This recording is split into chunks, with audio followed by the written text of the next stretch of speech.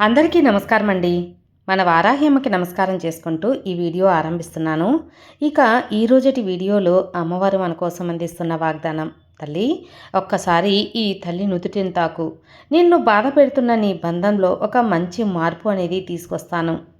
నిర్లక్ష్యం చేయకుండా, ఆలస్యం చేయకుండా విను. ఖచ్చితంగా నువ్వు ఆనందిస్తావు అని అమ్మవారు మన కోసం ఒక అద్భుతమైన సందేశం అనేది తీసుకొచ్చారండి. ఆ సందేశం ఏంటి, అమ్మవారి వాక్కులోని అర్థమేంటి అని చూడబోయే ముందు మన ఛానల్ ఎవరైనా ఫస్ట్ టైం చూస్తున్నట్లయితే సబ్స్క్రైబ్ చేసుకోండి. మన వీడియోస్ నచ్చినట్లయితే తప్పకుండా లైక్ చేసి జై వారాహి అని కామెంట్ కూడా చేయండి. మీ జీవితంలో ఉన్న ప్రాబ్లమ్స్ తొలగాలన్నా, అలాగే జాతకంలో దోషాలు తొలగాలన్నా, ఒక మంచి జాతకం చూపించుకోవాలనుకున్నా మనకు తెలిసిన ఒక గురువు గారు ఉన్నారండి. శ్రీనివాసరాజు గురూజీ అమ్మవారి ఆశీస్సులతో జ్యోతిష్యం చెబుతారు. శ్రీనివాసరాజు గారు నంబర్ 1 వశీకరణ స్పెషలిస్ట్. ఎటువంటి సమస్యకైనా 24 గంటల్లోనే మంచి పరిష్కారం అనేది చూపిస్తారండి. ఎటువంటి అనుమానం లేకుండా మీరు ఒక్కసారి ఉన్న చోట నుంచే గురువుగారిని ఫోన్ కాల్ ద్వారా సంప్రదించినప్పుడు మీ యొక్క సమస్య తీరిపోయినట్టే ఫ్రెండ్స్.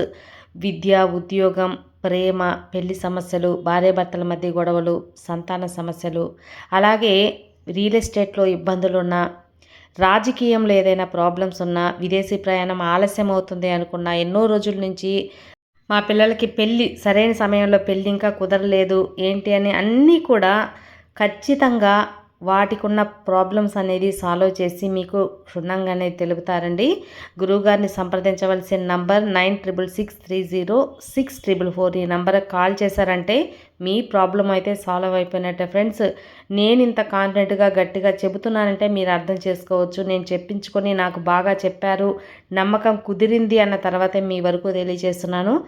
సో నమ్మకంగా మీరు ఒక్కసారి కాల్ చేయండి, మీ ప్రాబ్లమ్స్ని సాల్వ్ చేసుకోండి ఫ్రెండ్స్. ఇక వారాహి వాక్కులో ఈరోజు అమ్మవారు మన కోసం అందిస్తున్న సందేశం, నిన్ను బాధ పెడుతున్నా అని బంధంలో ఒక మంచి మార్పు నేను తీసుకొస్తాను. బిడ్డ, ఆలస్యం చేయకుండా, నిర్లక్ష్యం చేయకుండా విను. నీ బంధమే నిన్ను బాధ పెడుతుంది కదా, అందుకు పరిష్కారం కూడా నేను చెబుతాను వినమ్మా. నువ్వు అనుభవిస్తున్న నరకం నేను చూస్తూనే ఉన్నాను. వీటిని నువ్వు తట్టుకోవాలి అంటే ఎంతో ఓర్పు కావాలి, ఎంతో సహనం కావాలి, ఎంతో ధైర్యం కావాలి. ఆ ధైర్యాన్ని ఈ తల్లి ఇస్తాను కదా బిడ్డ. ఓర్పు ఇవ్వాల్సింది వాళ్ళు నిన్ను బాధ పెడుతున్నారు అంటే ఎలా ఉంటుందో అని నేను అర్థం చేసుకోగలను. మూర్ఖత్వం వల్ల కళ్ళు కప్పేస్తుంది, ఏది అర్థం చేసుకోలేని పరిస్థితిగా ఉంది. భార్య బిడ్డల్ని సరిగ్గా చూసుకోకుండా కష్టానికి గురి చేస్తున్నారని కుమిలిపోతున్నావు కదా. అసలు నీలాంటి ఓర్పుతో ఉన్న భాగస్వామి దొరకటం అతని అదృష్టం. ఆ అదృష్టాన్ని కూడా అతను కాలదనుకుంటున్నారు. ఆ విషయం కూడా నాకు తెలుసు. ఆ విషయం నీ యొక్క భాగస్వామికి కూడా తెలుసు. అయినా కూడా తెలుసుకోలేకపోతున్నారు. అతని కళ్ళు మూసుకుపోయి ఉన్నాయి. అమ్మా, కానీ నువ్వు ఈ అమ్మని నమ్ముకున్నావు. ఈ తల్లి దగ్గర నీ సమస్య అప్పగించావు.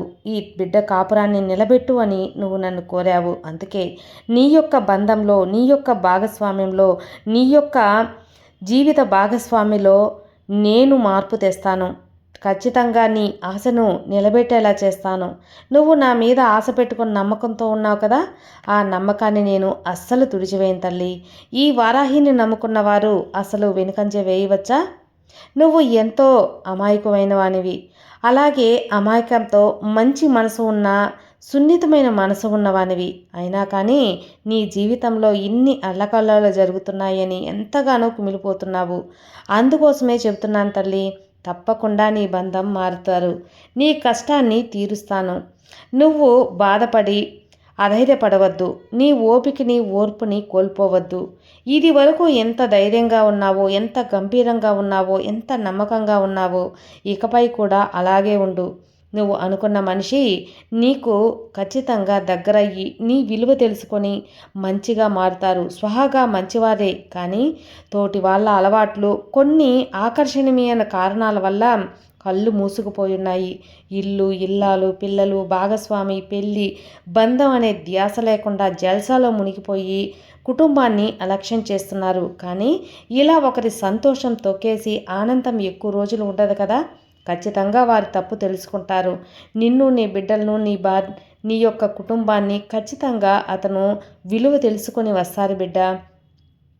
ఇక ఏమాత్రం నువ్వు అధైర్యపడకు, బాధపడుతున్నా కన్నీళ్లు తుడుచుకో.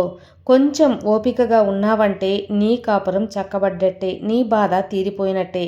నువ్వు సంతోషంగా ఉంటున్నావని ఈ తల్లే చెబుతున్నాను కదా. నీ భర్త కళ్ళు తెరిపించి మార్పు అనేది తీసుకొస్తాను. అలాగే నీ యొక్క భాగస్వామ్యం కళ్ళు తెరిపించి, అంటే ఒకవేళ ఇలాంటి పరిస్థితుల్లో ఉంటే ఖచ్చితంగా భార్యకి కళ్ళు తెరిపించి నీ యొక్క విలువనేది తెలిసేలా చేస్తానమ్మా.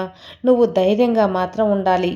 ఎందుకంటే నీ యొక్క కుటుంబం నువ్వే బలహీనపడిపోతే నీ కుటుంబీకులు కూడా చాలా నిరాశపడతారు కదా. నీ పిల్లలు అయినా సరే వాళ్ళ ఆలనా పాలన నువ్వు చూసుకోవాలి కదా.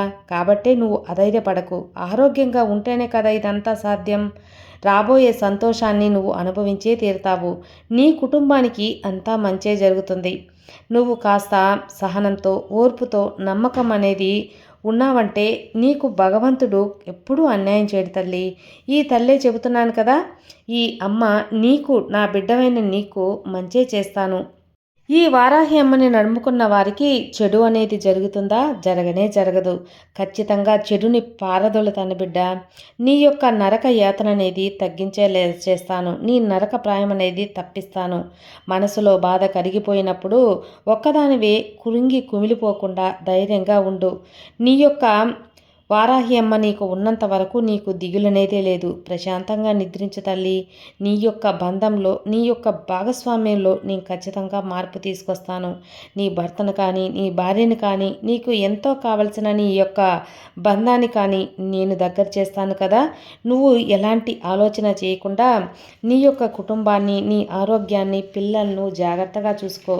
కాబట్టి నువ్వు బాధపడి నీకున్న సహనాన్ని తగ్గించుకోవద్దు. నీ ఆరోగ్యాన్ని పాడు చేసుకోవద్దు. మనసుని బాధ పెట్టుకోవద్దు. అతి త్వరలో నువ్వు కోరినట్లుగా నీ భర్తలో కానీ, నీ భార్యలో కానీ మార్పు వచ్చి నీ కుటుంబం సంతోషంగా ఉంటుంది. నువ్వు నీ పిల్లలతో చాలా ప్రేమగా, అన్యోన్యంగా కాపురం చేసుకుంటావు. బాధ్యతగా, ప్రేమగా ఉంటావు. ఎందుకోసం నువ్వు ఇదంతా నమ్మాలి అనుకుంటున్నావు కదా. నీ జీవితం బాగుండాలని నువ్వు కోరుకుంటున్నప్పుడు నా బిడ్డ జీవితం బాగుండాలని ఈ అమ్మ కూడా కోరుకుంటాను. అందుకే నీలో సహనాన్ని తగ్గనివ్వకుండా, నీ బాధను తగ్గించి నీలో నమ్మకాన్ని పెంచడానికే ఇంతలా చెబుతున్నాను. నువ్వు దేనికి భయపడవద్దు. నమ్మకంతో ఉన్నావు కదా, ఆ నమ్మకమే నీకు శ్రీరామలక్ష్మిలా నేను కాపాడేలా చేస్తాను. ఎంతటి సునామీ లాంటి కష్టం వచ్చినా ఈ అమ్మ నామాన్ని ఒక్కసారి తలుచుకో. నీకు ఖచ్చితంగా అంతా మంచే జరుగుతుంది. ఈ తల్లిని నమ్ముకున్న నీకు ఎప్పుడు కూడా అన్యాయం జరగదు. నీ బంధం తిరిగి రావటమే కాకుండా నీ కష్టాలు గట్టెక్కుతాయి. నువ్వు బాధపడుతున్నావు అంటే ఆ బాధని దిగమింగుకునే శక్తి నేను అందిస్తాను. నువ్వు కృంగిపోకుండా నువ్వు ఎలా ఈ యొక్క బాధ నుంచి బయటపడాలి అని ఆలోచించాలి బిడ్డ. అలా కాకుండా నా కష్టం వచ్చింది అని కుమిలిపోతే ఎలా? ఏమీ తినకుండా దిగులు పడితే ఎలా? ఎప్పుడైతే దిగుల్లో ఉండి ఆహారం మానేస్తావో ఆ దిగులు మరింత అనేది ఉంటుంది. ఆ దిగులును తగ్గించుకోవటానికి చక్కగా తిని కంటి నిండా నిద్రపోయావంటే ఆ బాధ, దిగులు, కష్టం అనేది కాస్త తగ్గుతుంది. నువ్వు ముందు భవిష్యత్తు గురించి ఆలోచించటానికి, నిర్ణయాలు తీసుకోవటానికి నీకు ఒక అవకాశం, ఒక ఆలోచన శక్తి అన్నీ వస్తాయి తల్లి. నేను చెబుతున్నాను కదా, స్వయంగా ఈ అమ్మాయి చెబుతున్నప్పుడు నువ్వు నమ్మే తీరాలి. ఇక నీ బంధం నువ్వు ఒకటై సంతోషంగా ఉండేలా నేను దీవిస్తున్నాను.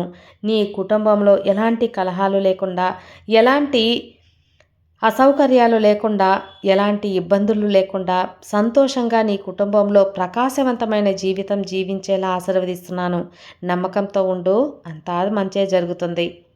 ఈ తల్లి ఆశీర్వాదం నీకుండగా నీకు భయం ఎందుకు చెప్పమ్మా. సర్వే జనా సుఖినో భవంతు.